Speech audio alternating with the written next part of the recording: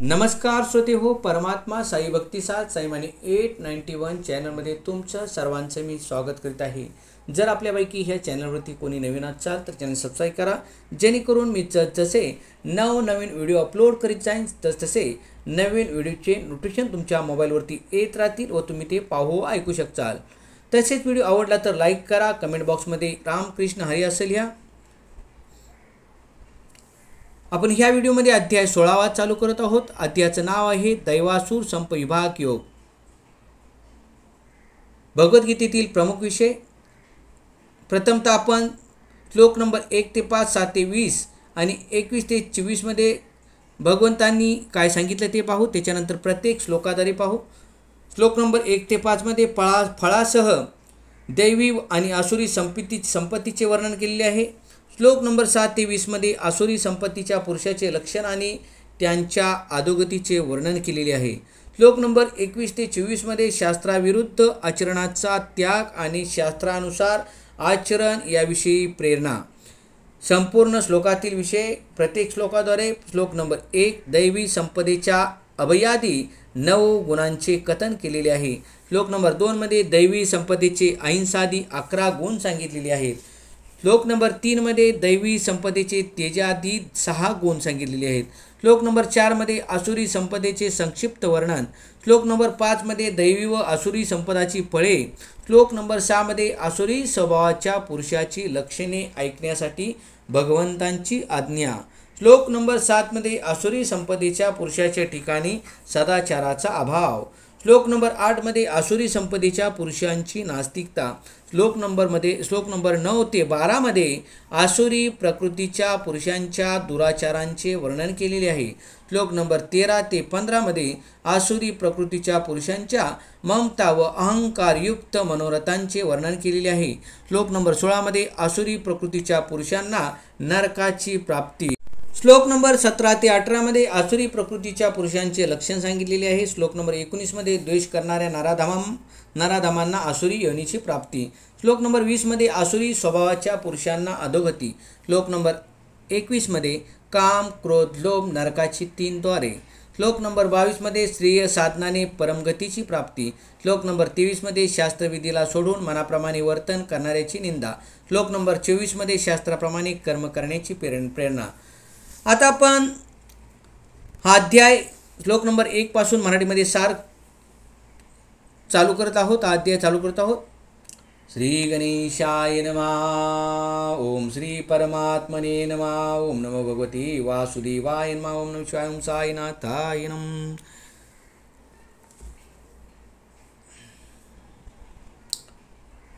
भगवान श्रीकृष्ण दैवी पुरुषाची लक्षणे सांगतात।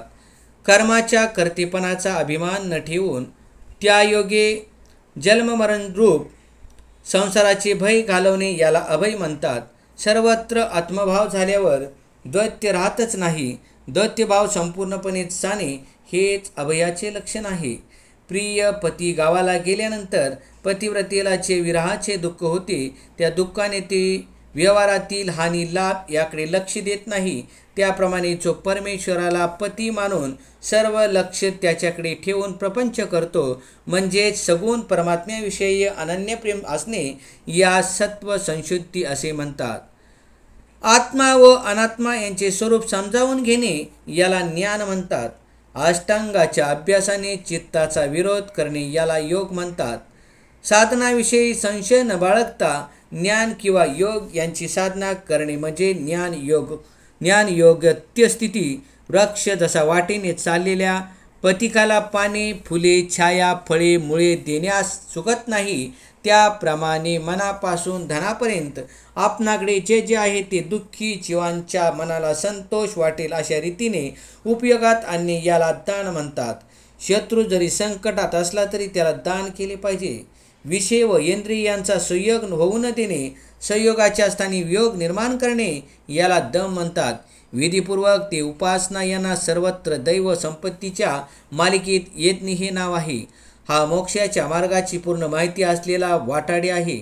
आपले मुख पाहण्यासाठी वारंवार पुष्कळ प्रकाराने आणि मोठ्या आस्थेने आरसा जसा स्वच्छ करावा लागतो, त्याप्रमाणे वेद प्रतिपाद्य जो ईश्वर तो आत्मरूपाने प्रत्यक्ष होण्याकरता अर्थासह वेदांचा अखंड अभ्यास करावा लागतो, त्याला स्वाध्याय असे म्हणतात. जो विवेक आत्म्याचे सर्व बाजूने यथार्थ निरीक्षण करण्यास प्रवृत्त होतो आणि जो विवेक अज्ञानासह आत्मसाक्षात्कार रूपात बुडून जातो, अर्जुना त्या विवेकाला तप म्हणतात. नाना भूतांचे ठिकाणी चैतन्य जसे असते त्याप्रमाणे सर्वांशी सज्जनपणाने वागणे यास अर्जव म्हणतात. याप्रमाणे अभय अंतकरण शुद्धी तत्वज्ञानाकरता ध्यान योगात निरंतर दृढ स्थिती आणि सात्विक दान इंद्रियाचे दमन भगवत पूजा व अग्निहोत्रादी उत्तम कर्माचे आचरण वेदशास्त्रांचे पाठनपूर्वक भगवंताचे नाम व गुण यांचे कीर्तन आणि स्वधर्म पालन करण्यासाठी कष्ट सोसणे, त्याचप्रमाणे शरीर व इंद्रिय यासह अंतकरणाची सरलता ही दैवी संपदा आहे. तसेच जगाला सुख व्हावे या उद्देशाने शरीराने वाणीने व मनाने जे वर्तन करणे हे अहिंसेचे स्वरूप आहे. अंतकरणातील संशयाचा छेद करण्यासाठी जणू काही लोखंडाची तलवार असे सत्य बोलणे तीक्ष्ण असावे आणि ऐकण्याविषयी मात्र अत्यंत कोमल व मधुर असावे. दगडावर कितीही पाणी घातले तरी त्यातून अंकुर निर्माण होत नाही, त्याप्रमाणे कोणीही कितीही त्रास दिला तरी ज्याचे मनात सुद्धा राग निर्माण होत नाही त्याला अक्रोधत्व म्हणावे. निद्रेचा त्याग केल्यानंतर स्वप्न समुदाय आपोआप टाकला जातो, त्याप्रमाणे देहावरील अहंकार विचाराने टाकणे यास त्याग म्हणतात. ज्ञाता ज्ञान व ज्ञेय ही त्रिपुटी जेथे नष्ट होते तीच खरी ब्रह्मरूप शांती होय. अर्जुना, निचाला देखील उत्तमासारखे आदरणीय मानावे, पण असे करत असताना आपल्या क्रूरदृष्टीने त्याच्यावर दोषाचा आरोप करू नये किंवा आपण त्याच्यापासून दोष घेऊ नयेत. हे खरे अपैशुनाचे लक्षण आहे. दुःखिताना होणारे दुःख कारणाने व नाहीसे करत असता हा उत्तम हा अधम हा भेद कारुण्याने न जाणावे याला दया म्हणतात. दुःखिताला सर्व धनासह स्वतःचे शरीर दिले तरी पण ते थोडेच दिले असे वाटणे याला दया म्हणतात. यलोकातील किंवा स्वर्गलोकातील सर्व प्रकारचे भोग इच्छेचे दात झाले तरी पण ते भोगावेत अशी मनात आवड निर्माण न होणे याला अलोलुपता म्हणतात. आकाश जसे विश्वातील लहान मोठ्या पदार्थांना अनुसरणारे होते त्याप्रमाणे सर्वांना प्रेमाने आश्रय देणे इतके मोठे होणे आणि सर्वांच्या मनात प्रेमाचे स्थान मिळवणे इतके नम्र विनयशील होणे याला मार्दव म्हणतात. निर्गुण निराकार असलेल्या जीवाने देहाच्या रूपाने नामरूपात प्राप्त होणे यापेक्षा जगात दुसरे लाजिरवाणे नाही. मन आणि प्राण याचे ध्यान व प्राणायाम या दोन साधनांचे नियमन केले असता 5 कर्मेंद्रिय व 5 ज्ञानेंद्रिय कोणतेही कार्य करण्यास असमर्थ होतात. याला अचापल्प असे म्हणतात. अर्जुना, याप्रमाणे काया वाचा मनाने कोणालाही कसलेही दुःख न देणे ही अहिंसा, यथार्थ प्रिय भाषण ही सत्य, आपला अपकार करणाऱ्यावरही क्रोध न करणे, कर्माच्या ठायी कर्तेपणाच्या अभिमानाचा त्याग, अंतकरणाची उपरामता अर्थात चित्ताची चंचलता नसणे म्हणजे शांती, तसेच कोणाची निंदा न करणे हे अपैशून, सर्व भूतांच्या ठिकाणी अहेतुकी दया, इंद्रियाचा विषयाशी संयोग झाला तरीही असक्त न होणे हे अलोलुपत्व, कोमलता, लोकाविरुद्ध व शास्त्राविरुद्ध आचरण करण्याची लज्जा, व्यर्थ चेष्टांचा अभाव ही दैवी पुरुषाची लक्षणे आहेत.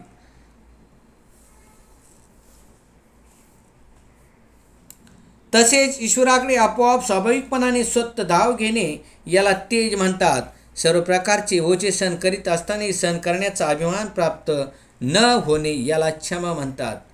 सर्व दुःखांचा एकदम मोठा पूर आला तरी पण त्या पुराचे प्राशन करण्याकरता अगस्ती होऊन तयार होणे याला धैर्य असे म्हणतात. धैर्य असे म्हणतात. चित्तात कामक्रोधाचा लोभ निर्माण होण्याचे, चित्तात कामक्रोधाचा क्षोभ निर्माण होण्याचे प्रसंगी साधकाचा अंधपात होऊ न देता त्याला धारक शक्तीने उचलून धरून जे मनुष्याचे हित करते तिला धृती म्हणतात. देहेंद्रियाच्या ठिकाणी निष्काम धर्माचा आचार आणि अंतःकरणात आत्मानात्म विचार हा आचार विचार केवळ बोलण्यापुरते नसावेत तर खरेच अंगी असावेत. तो मनुष्य बाहेरून आणि आतून शुचित्वाचा आकार घडलेला आहे. सूर्य जसा जगाच्या आंधळेपणा नाहीसा करीत लक्ष्मीची निवासस्थाने जी कमळे ती विकसित करीत आणि सृष्टी शोभेची मंदिरे उघडी करीत पृथ्वी प्रदक्षिणाला निघतो, त्याप्रमाणे अविद्येने बद्ध झालेल्या जीवांना मुक्त करीत संसार सागरात बुडालेल्यांना वर काढीत दुःखे लोकांचे दुःखे संकटी नाहीश करीत जो प्रयत्न करतो तो अद्रोहत्व होय. गंगा ज्याप्रमाणे शंकराच्या मस्तकाला प्राप्त होऊन संकोचित झाली आहे त्याप्रमाणे सर्वतोपरी मान देण्याला योग्य असलेल्या गुणामुळे लोकांनी मान दिला असता जे लज्जित होणे, विनयाने मनात संकुचित होणे हे अमानित्व होय. याप्रमाणे ते क्षमाधरी आणि अंतर्बाह्य शुद्धी, कोणाची शत्रुता न करणे आणि आपण श्रेष्ठ आहोत असा अभिमान नसणे ही अशी एकूण 26 लक्षणे दैवी संपत्तीची आहेत. गीतारूपी स्त्री आपल्या परमात्मारूपी निजपतीला मंगळ निरंजन ओवाळण्यासाठी या 26 दैवी गुणांचे दिवे लावून ओवाळण्यासाठी आली आहे.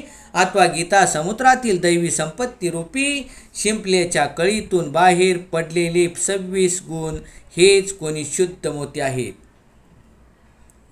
अर्जुना, दंभ, दर्प, अभिमान, क्रोध, निष्ठुरता, अज्ञान ही सर्व लक्षणे आसुरी संपत्ती घेऊन जन्माला आलेल्या पुरुषाची आहेत.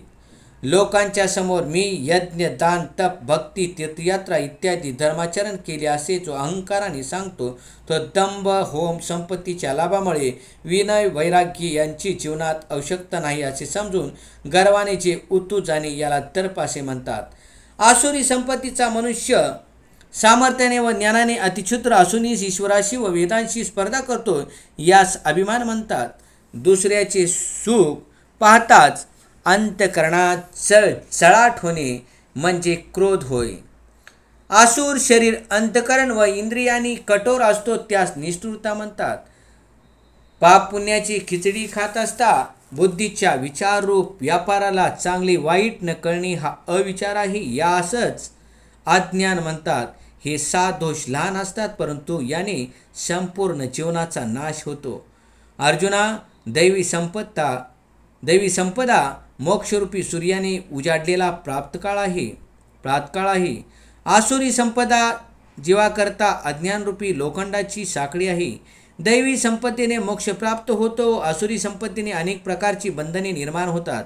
अर्जुना, तू शोक करू नकोस कारण तू दैवी संपत्ती घेऊनच जन्माला आला आहेस. या लोकी भूतांचे स्वभाव 2 प्रकारांनी मानले आहेत, एक देवाच्या सारखा व दुसरा असुराच्या सारखा. आता असुरांचा स्वभाव सविस्तर सांगतो. आसुरी लोक धर्मप्रवृत्ती आणि पाप निवृत्ती हे दोन्ही जाणत नाहीत आणि ते पवित्रता तर स्वप्नात देखील पाहत नाहीत. एखाद्या वेळी कोळसा काळेपणा टाकील, कदाचित कावळा देखील शुद्ध पांढरा होईल, परंतु आसुरी लोकांना पवित्रता कधीच नसते. शेळीचे चरणे, वाऱ्याचे धावणे आणि अग्नीचे जाळणे हे जसे स्वैर असते त्याप्रमाणे आसुरी लोक स्वैराचाराने वागत असतात. आसुरी लोक व्यर्थ बडबड करत असतात. देवकृपा समाधीचा अभ्यास हे करू नये, उलट देह बुद्धीने जेवढा विषयाचा उपभोग घेता येईल तेवढा घ्यावा. कामा वाचून जगात दुसरे समाधान नाही असे आसुरच बोलतात. अशा प्रकारे हे आसुर विषयरूपी चिखलात पूर्ण बुडालेले असतात. आसुरी लोक जगाचा नाश करण्याकरता जन्माला आलेले असतात. आसुरी लोक हे चालते बोलते पापच आहेत. आसुरी लोक ज्याच्या योगाने दुसऱ्याला उपद्रव होईल आणि दुसऱ्या जीवाचा नाश केला जाईल अशी कर्मे जन्मभर करतात. मग आपण केलेल्या कार्याचा जगात फार मोठा गाजावाजा करतात आणि जगातल्या लोकांना मूर्ख, कर्तव्यशून्य, दुर्बल अशा शब्दांनी धिक्कार करतात आणि दाई दिशा, व्यापार, उद्योग, धंदा, कीर्ती, पैसा याच्या इच्छेने जाळे पसरतात. ते आसुरी लोक दंभ, मान आणि मद याने मुक्त झालेले, कोणत्याही प्रकारच्या कधी पूर्ण न होणाऱ्या कामनेचा आश्रय घेऊन अज्ञानाने मिथ्या सिद्धांताचे ग्रहण करून संसारात भ्रष्टाचाराने वागतात. अर्जुना, आसुर स्वतःच्या मरणापर्यंत असंख्य प्रकारची चिंता करतात, विषयांचा भोग भोगण्यातच तत्पर असतात आणि एवढेच खरे सुख आहे असे त्यांना वाटत असते. आसुर लोक अत्यंत कामासक्त असतात, त्यामुळे स्त्रीने गायलेले ऐकावे, स्त्रीरूपी डोळ्याने पाहावे, सर्व इंद्रियाने स्त्रीला आलिंगन द्यावे असे त्यांना वाटते. त्यांचे अपूर्ण आचरण धर्मबाह्य असते. ते आसुरी लोक आशेच्या शेकडो पाशांनी बांधलेले, कामक्रोधात विकारात परायण झाले असलेले, विषयांच्या भोगाकरता अन्यायाने द्रव्याचा संचय करणारे असतात. विषय भोगाला पुरेसा पैसा आणण्याकरता सोयरपणाने ते जगाला झोंबतात. आज मी हे धन मिळवले, आता हे मनोरथ देखील प्राप्त करून घेईन. माझ्याजवळ हे धन तर आहेच, आता पुन्हा हे धन देखील मला प्राप्त होईलच. मी या शत्रूला मारले आहे, आता दुसऱ्या शत्रूला मारेन. मी ईश्वर आहे, मी भोगी आहे, मी सर्वांना आज्ञा करणारा सिद्ध आहे, मी सर्वात बलवान आणि मीच स्त्री, पुत्र, मित्र, सत्ता, संपत्ती, आरोग्य इत्यादी कारणाने सुखी आहे. मी धनवान आहे, मी कुलीन आहे, माझ्यासारखा दुसरा कोण आहे. मी यज्ञ करीन, मी दान करीन, मी अनेक भोगांनी आनंद होईन. अशी प्रकारच्या अज्ञानाने मोहित झालेले असता मोहरूपी जाळ्यात अडकलेले, इच्छा आणि वैषयिक भोग यांच्यात आसक्त झालेले आसुरी लोक अपवित्र नरकात पडतात. तापाने रोगी वाटेल तसे बडबडतो, त्याप्रमाणे ते आसुरी लोक मनातील नाना विषयांच्या संकल्पाने वाटेल तशी बडबड करतात. मोह म्हणजे चित्तातील अनेक वासना, कल्पना, मनोरथ, चिंता इत्यादी विकार जसजसे वाढतात तसतसे विषयही वाढतात आणि विषय जेथे आहेत तेथे पातकाला आश्रय आहे. ते आपणाला श्रेष्ठ मानणारे घमंडेखोर आसुरी लोक धनमानदाने उत्मत्त झालेले, शास्त्रविधीहीन असा केवळ नावाचा यज्ञ करून पाखंडीपणाने यज्ञ करतात. यज्ञाचे नावे द्रव्य वस्त्रांचे आहेर घेऊन लोकांना लोबाडतात. यज्ञाचा आभास दाखवून व्यभिचार करतात. अर्जुना, अहंकार, बल, घमेंड, कामना आणि क्रोधाधिकांच्या अधीन झालेले परनिंदक पुरुषी आपल्या व दुसऱ्याच्या शरीरात स्थित अशा मज अंतर्याम्याशी द्वेष करणारे असतात. त्या द्वेषी पापाचारी क्रूरकर्मी नराधमांना मी संसारात वारंवार आसुरी योनीत टाकतो. मला न प्राप्त होतात ते मूर्ख जन्मजन्मात आसुरी योनीला प्राप्त होतात, त्याहीपेक्षा अधमगतीला, नरकगतीला प्राप्त होतात. अर्जुना, काम, क्रोध आणि लोभ ही 3 प्रकारची नरकाची द्वारे असून ती जीवात्म्याचा नाश करणारी, जीवात्म्याला अधोगतीला नेणारी आहेत. म्हणून या तिघांचा त्याग करावा. काम, क्रोध व लोभ या तिघांच्या अंकुराचा झुपका जेव्हा अतिशय वाढतो तेव्हा ते पाप पिकलेले आहे असे जाण. हे अर्जुना, या 3 नरकाच्या द्वारापासून मुक्त झालेला आपल्या कल्याणाचे आचरण करतो, त्याने तो परमगती पावतो, अर्थात मला येऊन मिळतो. काम, क्रोध, लोभ यांना त्यागणारा मनुष्य ऐहिक परलौकिक सुखाला प्राप्त होतो. शिवाय मोक्ष मार्गाने जात असता त्याला मार्गात संतांची संगती लाभते. काम, क्रोध, लोभाला जिंकणारा विश्वरूप आनंदाशी एकरूप होतो. जो शास्त्रविधीला सोडून आपल्या इच्छेने वागतो त्याला सिद्धी मिळत नाही, परमगती मिळत नाही आणि सुखी मिळत नाही, सुखी प्राप्त होत नाही. शास्त्रविधीला सोडून वागणाऱ्याला ऐहिक विषय सुख मिळत नाही, स्वर्ग मिळत नाही. तो जन्म मरणरूप दुःख सागरातून उद्धरूनही जात नाही. म्हणून तू या कर्तव्य आणि अकर्तव्य याची व्यवस्था लावण्यास शास्त्रच प्रमाण आहे असे समजून शास्त्रविधीने नेमलेले कर्मच करणे योग्य आहे. धर्म, अर्थ, काम आणि मोक्ष या सर्व पुरुषार्थाचा मी स्वामी होईन असे जो जाण म्हणतो त्याने वेदातील आत्मज्ञान जाणावे, वेदाचे हृदय समजून आपले हृदय शुद्ध करावे, शास्त्राप्रमाणे वागावे. दुःखातून वर काढणारी आणि सुख देऊन वाढवणारी जगात श्रुती वाचून दुसरी मावली नाही. चांगले कृत्य म्हणून जे शास्त्रामध्ये वर्णिलेले आहे त्याचे काया वाचा मनाने आचरण करावे. सात्विक आचरणाने मानवातील देवत्व पूर्णपणे प्रगट होते. पुंडलिकावट श्री ज्ञानदेव तुकाराम पंढरीनाथ महाराज की, गोपाल कृष्ण महाराज की, सांबेश्वर महादेव कैलासपती. ओम नमो भगवते वासुदेवाय नमः. ओम नमः शिवाय. ओम साईनाथाय नमः. तर श्रोते हो, 16वा अध्याय इथे समाप्त झालेला आहे. मी तुम्हाला पुढच्या व्हिडिओमध्ये 17व्या अध्यायामध्ये भेटतो. धन्यवाद.